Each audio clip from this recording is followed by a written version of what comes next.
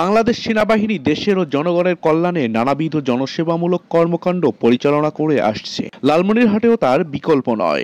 যেমন খোঁজ খবর নিচ্ছে মানুষের, তেমনি সদা সর্বদা পাশে দাঁড়িয়েছে সেনাবাহিনী। তীব্র শীতে কাঁপছে হিমালয়ের পাদদেশের জেলা লালমনিরহাট। তিস্তা ধরলা বিরোধিত জেলা লালমনিরহাটে শীত যেন তুলনামূলক বেশি। শীতে যখন কাঁপছে অসহায় দুস্থরা, সেনাবাহিনী তাদেরকে রৌদ্রোজ্জ্বল সকালে উপহার দিলেন শীত নিবারণের জন্য কম্বল। কম্বল হাতে পেয়ে তাদের মুখে হাসি ফুটেছে। কম্বল পেয়ে তারা নিজেদের উষ্ণ রাখতে পারবে জন্য ধন্যবাদ জানিয়েছে সেনাবাহিনীকে। সদর দপ্তর ৬৬ পদাতিক ডিভিশন এর তত্ত্বাবধানে ২৪ ফিল্ড রেজিমেন্ট আর্টিলারি এর সার্বিক ব্যবস্থাপনায় লালমনিরহাট জেলায় দুস্থ ও গরিব জনগণের মাঝে শীত বস্ত্র বিতরণ করে সেনাবাহিনী। শনিবার সকাল ১০টায় লালমনিরহাট সদরের মহেন্দ্রনগর ইউনিয়নের শাহান হিমাগার লিমিটেডে বাংলাদেশ সেনাবাহিনীর ৬৬ পদাতিক ডিভিশনের তত্ত্বাবধানে ২৪ ফিল্ড রেজিমেন্ট লালমনিরহাটের পক্ষ থেকে অসহায় গরিব ও দুস্থ শীতার্তদের মধ্যে শীত বস্ত্র বিতরণ করা হয়। এতে প্রায় ৩৫০ পরিবার শীত বস্ত্র পেয়েছেন।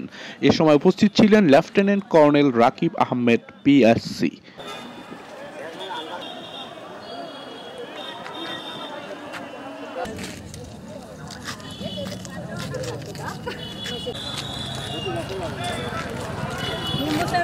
লালমনিরহাটে দায়িত্বরত